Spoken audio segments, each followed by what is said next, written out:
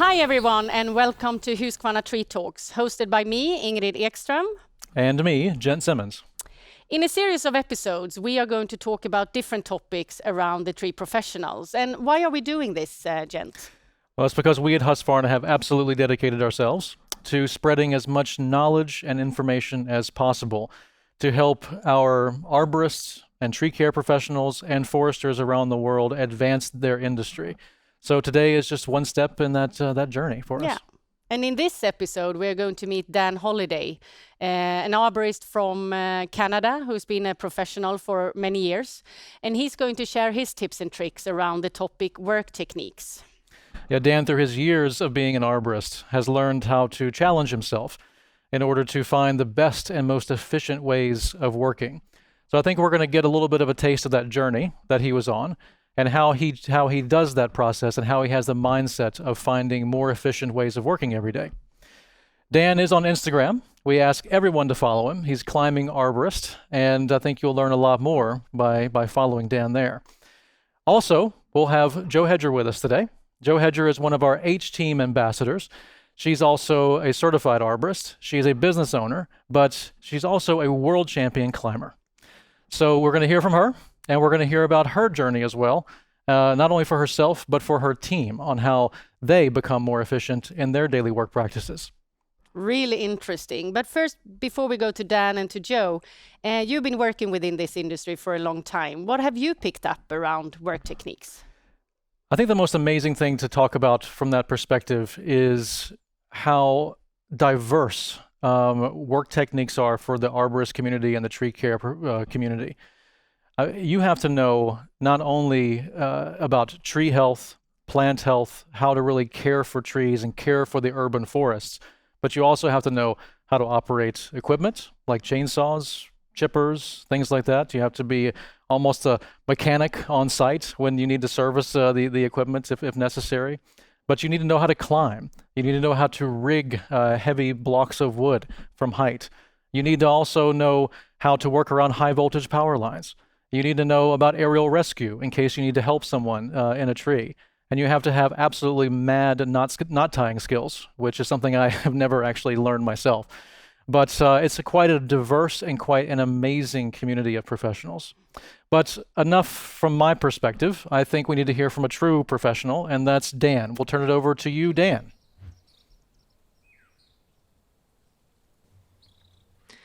Thank you, guys. So, my name is Dan Holliday. I'm from climbingarborist.com. Welcome to this tree talk that Husqvarna are presented, and today my talk is going to be about efficiency. I'm absolutely obsessed with efficiency, so if you want to learn efficiency, you've come to the right place, because I could talk about efficiency for days. So what is efficiency? Well, efficiency is basically accomplishing a task with the minimal amount of effort or energy expended, and as well in a good short amount of time. So if you can complete a task being as efficient as possible, you'll accomplish that task quickly and you'll use the least amount of energy for that task. So that is what I'm here to talk about today, because in my opinion, efficiency is at the heart of tree work. It is everything that we do. We're always doing tasks. We're always trying to accomplish tiny little goals to work towards the bigger goal of the day, of the week, of the month. So efficiency is really at the heart of pretty much everything we do. We do a physical job. There needs to be a lot of communication between the management, the salesperson, the foreman, the entire crew, the groundsperson to the climber, the person rigging, everybody, it needs to be on board. There's so many different levels. There's so many different ways that we can work efficiency into our own personal tasks. Say if you're the tree climber, you're thinking about efficiency for yourself within each little kind of move you make, each task you do. But you're also thinking about efficiency as the entire crew. So you need to think about how tasks that you do and in what order you do them can help the crew as a whole accomplish the main task of completing the job. So efficiency, there's so many layers to it throughout tree work that it's never ending. If you start to focus on efficiency, then you'll realize that your skills are improving. And your skills, once your skills start improving, your efficiency will improve. So it's like a circle. I wrote an article for a magazine, and it was called "Efficiency Improve My Skills," and then skills help improve my efficiency. And it's just that continuous cycle of improvement all the way along. So if you as an individual want to improve your skills, I would really encourage you to focus on efficiency. And I'll give you a little bit of a background about how I became so obsessed with efficiency. I've been climbing and I've been doing tree work for about 18 years or so.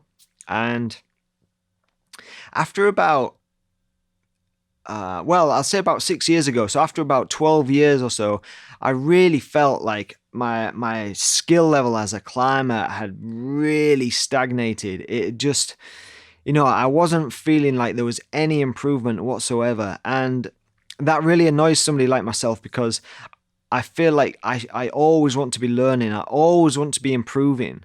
So to realize myself that my level of ability and skill was just kind of pretty much staying the same was quite frustrating. And then I don't know what it was, but something prompted me.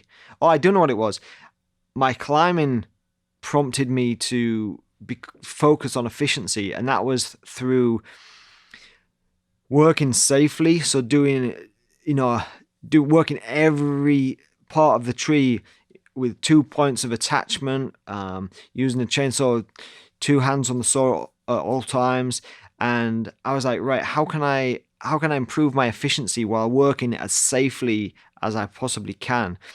And that is how I was able to improve my climbing skills and take them to the next level. Because once I started focusing on that small part of climbing and realized that efficiency was going to take it to the next level, I then started, looking at all the different areas of my climb and how I did it. And, could I use different equipment to become more efficient?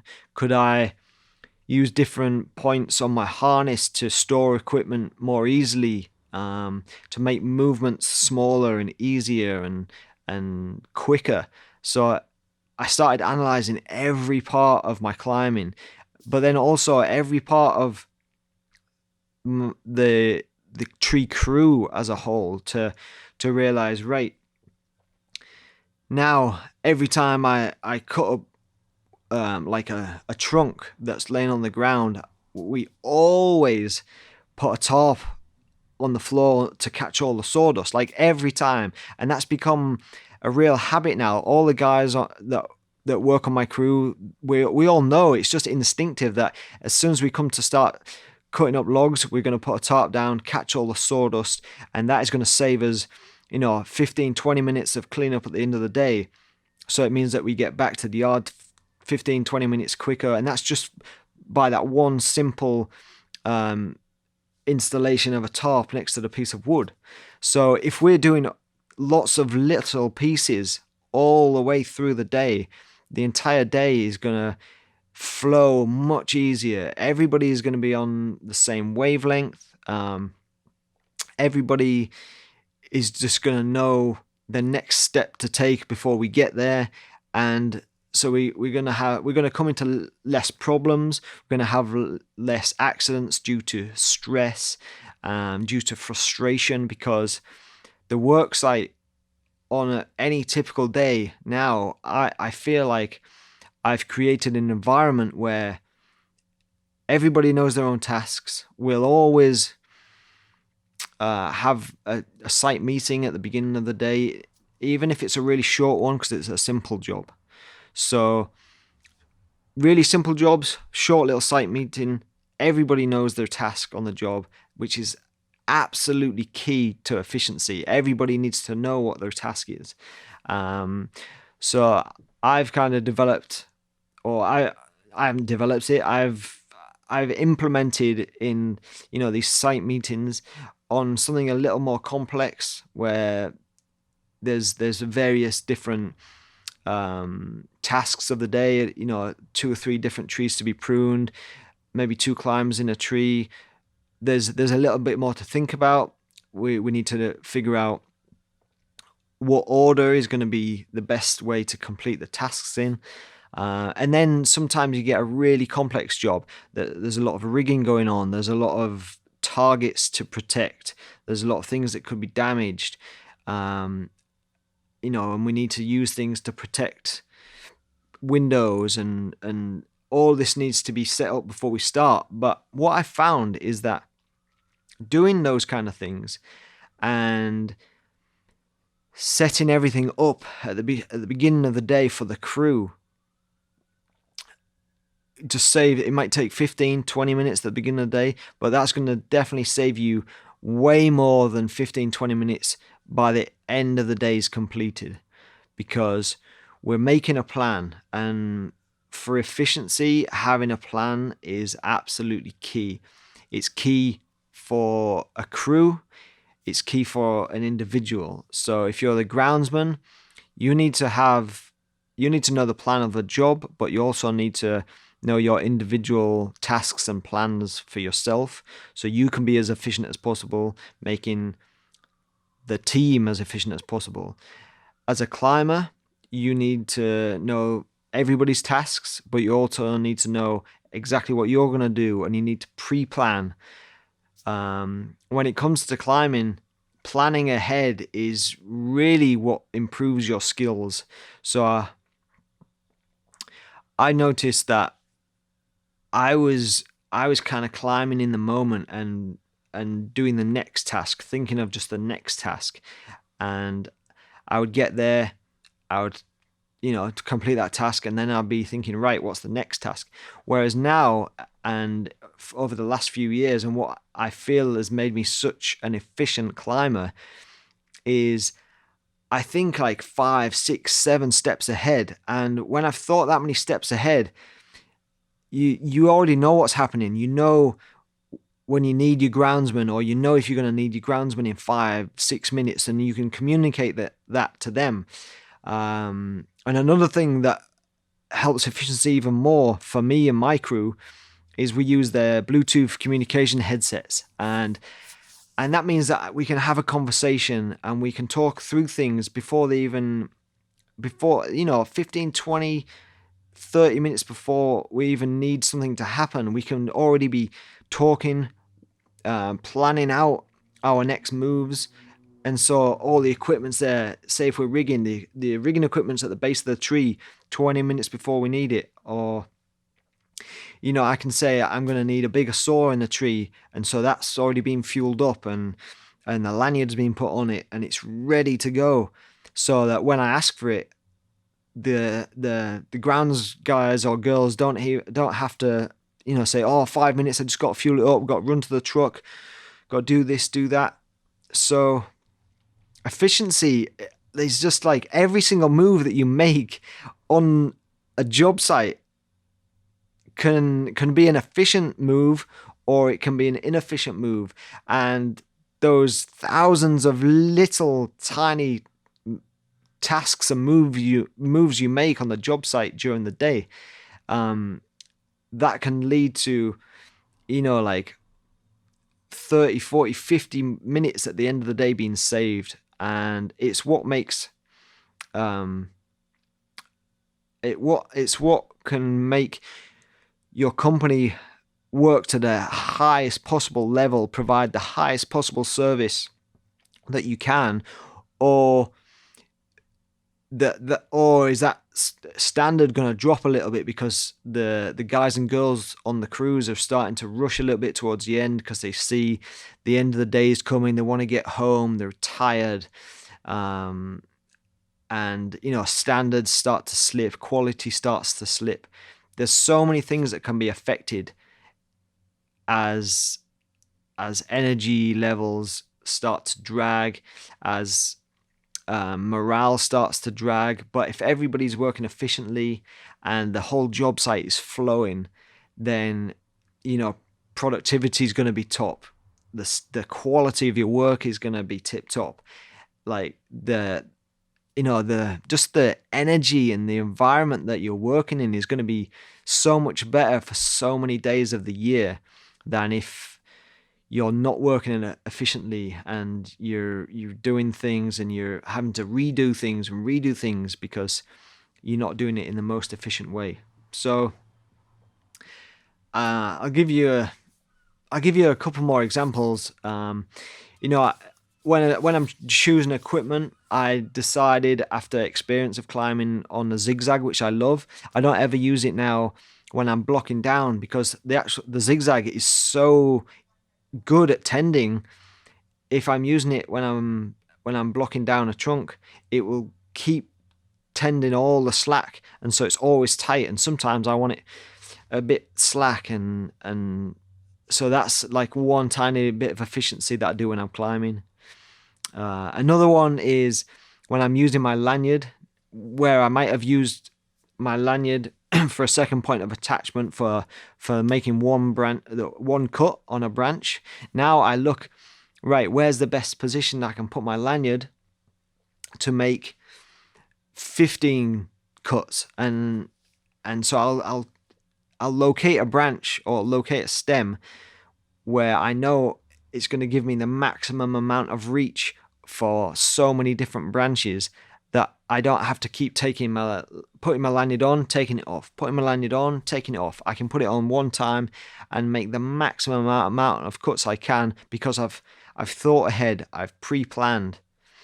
And that just, when you start doing that kind of stuff, it starts, you notice, oh God, that was so good. I saved so much time there. And then on to the next, and then on to the next. And you just, after a while of focusing on efficiency, you just get in this flow of knowing and planning ahead. And then that becomes second nature. You don't have to really think about it anymore, because you start doing it, day in, day out. And then you create habits. And repeating something over and over again creates a habit. And if you're creating good habits, that creates efficiency. And that's the ultimate goal. If you're being efficient at work, you're doing it, you're completing the tasks in the best possible way, using the least amount of energy. And we go home at the end of the day, we're not exhausted. We have energy all the way through Monday to Friday. And then you get to enjoy your evenings, enjoy your weekends, be productive, flow through the week, make some money, enjoy your job, and that's what it's all about. So thank you very much for watching this talk on efficiency. Back to you guys in the studio. Thank you, Dan, for this really interesting way of describing work techniques and how you continuously strive for developing yourself, even if you have been very long in this profession. And I'm sure many of you can relate to what Dan is talking about. So, Gent, we have been doing a lot of insights and, of course, knowing this target group or these customers pretty well. But any thoughts from you around this? From the insights, the work that we're doing, but also the extensive travel that our teams have done around the world to be out there on the work sites and working with tree professionals and arborists all around the world. I think what really is interesting that comes from this is that it's truly a global community. No matter if you're in the United States, if you're in Europe, if you're in Japan, if you're in Australia, the passion that this industry has for urban forestry, for the environment, for efficiency and safety as well. This is a very global thing for our arborists and tree professionals. But at the same time, it's also interesting, and we have to recognize that these are individuals. Even though they share a lot of passions, the work techniques that are chosen, the gear selections that are chosen, are absolutely an individual's choice. So it's a global community, shares a lot of passions, but you have to respect that individualism that they have as well. And now it's actually time to introduce Joe Hedger, our H-Team ambassador, calling in directly from New Forest in south of England. And hi, Joe, how are you doing? Hello, very good, thank you. So who are you? Can you introduce yourself a little bit short? So I've been a climbing arborist for 20 years and I run a tree care business, and this is its 16th year. I live on the south of England. Just come in from a work site right on the Solent, so looking straight out over the sea, so that was nice. And as you've already mentioned, I'm a Husqvarna H-Team ambassador and do a lot of tree climbing championships. Cool. And I heard you are keeping yourself busy and winning a lot of medals during the years. Yes, yeah, I've done it for a very long time, so really enjoy it. Won 5 European and 4 World Championship titles. Yeah, that's definitely impressive. And I know you have been listening to Dan's speech about the topic work techniques, and I would like to ask, or me and Gent would like to ask a couple of questions around that topic. So how do you motivate your team when it comes to efficiency? So it's an interesting topic, because when I started thinking about it as a self-employed person, we tend to get paid for the task or the job that we're going to be doing rather than how long it takes us to do it. So if you start off as a self-employed person, you initially, without even realize doing it, you'll implement things or little techniques that will make you more efficient to save you time, energy, and effectively earn more money. The difficulty comes is that when you employ people, how do you instill those techniques and that way of thinking, I suppose, into your members of staff? I'm basically trying to start from scratch, trying to make your business model more efficient and encourage your staff to see the benefits of it. So, for example, I kind of give ownership to my staff. So I let them have responsibility. The tasks that I give them are doable within a certain time frame, and they feel ownership of that job. They get good feedback from the customer. They get really good feedback from me, and then effectively over a long period of time, what that then allows me to do is give them better skills, better equipment. They feel proud about what they do. They feel pride, and effectively then, because they're more efficient, I can then pay them more money. So there's so many benefits to it. Yeah, I can imagine, and really important to continuously working with that part with the team and of course yourself as well.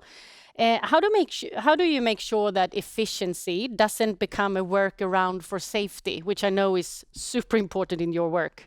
So there's a misunderstanding that in order to be good at this job or make money doing it, you need to be quick. And the trouble is, speed isn't efficient, because what most people will do without realizing it is they'll cut corners in their safety and then the way that they work. So, for example, they may be running out of time, so they think, oh, well, I'll fell a bigger section, or I won't bother putting a rope on it. And that may work for a number of times, but eventually at some point, that may obviously cause an accident. So downtime is not efficient if I can't work. So what you need to do is implement small changes in your business. Like Dan was talking about, it may take a certain period of time in the morning to talk about something, but effectively, if I can sort of decrease the time it's going to take me to do something, that'll effectively make it more efficient. So it's not necessarily speed of how we do something, it's how efficient we can be doing something that will increase the amount of time that it'll take us to do it. I have a question for you. It's hopefully an easy one. Maybe we'll make it hard, but I want to actually hear your top 5 efficiency tips for the audience. Okay. This could be quite hard because there are so many, but let's do 5. So okay. Probably for me would be right back in the office before we've even left site. So if I can be efficient in the office with good communication with customers, good paperwork, job sheets, staff know what equipment to take. There's no point turning up on site with wrong equipment. Investing in your staff, so upskilling them on how they use a chainsaw, how they fell trees, what climbing equipment that they use. This is quite a broad one, but it's a really important one. Invest time and money into your staff. What would be number 3? Probably site planning. So actually when you turn up on site, like Dan was talking about, taking time to talk through the job when you first turn up on site. It may take us, let's say, 15 minutes, but if everybody on site knows what's happening, that can be efficient, because I already know the job, but it's in my head, so I need to somehow get that out to my staff. 4, definitely invest in better equipment, modern equipment. Things change really quickly in this industry, whether it be chainsaws, tree climbing equipment. So if I can use equipment that's more efficient on me, so for example, a battery product over a longer period of the time during the day, if I don't have to keep pull starting a chainsaw rather than a button, I'd imagine if you took that time frame over a day, that's going to be more efficient. And number 5, when you've finished your job, I would say how you clear up efficiently. So if we've only dragged brash in one area on the site, it's easier to clear up. It's not everywhere. We could use tarps, good system of work. We work from the back of the garden to the front where the chipper is. So we're not doing stuff unnecessarily. Okay. Just another question. When and how often do you do gear checks? On climbing equipment, you mean? Yeah, exactly. So everyone that's got their own climbing equipment but will check it before each climb. On site? So they'll do their own on site. They'll do their own gear inspection on site. They do a weekly gear check where it's actually written and recorded, and then we do a 6-monthly where an external person comes in and checks our equipment. So a lot of checks. Impressive. I think that's a really good tip as well, that you have a written record of the gear checks, you said. Yes. Yeah. I mean, for us in the UK, it's part of our legislation that we have to keep a written record of what we've got. But as a business, it would make sense, because particularly once you've got a number of employees, you need to know how many ropes you've been given out, how many carabiners, how old they are. And effectively, that would be efficient, because I could always go to a record. I can see how old something is. I can buy equipment when I need to. Or if I've got surplus funds, if it's a tax, end of year tax. So yeah, there's lots of benefits to that. Well, no matter if it's a legislation or not, it's still a good tip, right? Yeah, definitely. I think we need to thank you, Joe, for being a part of the program. Really great to hear your thoughts about work techniques. No, thank you. It's been a real pleasure to be involved. Thank you. Well, today we've heard some interesting tips and tricks from some of the best professionals in the world, and we certainly hope that you found it valuable. But also we want to thank you. Thank you very much. Yes, thank you for joining us today, and we hope that you join us next time as we continue our journey on a mission to advance the industries of arboriculture and forestry.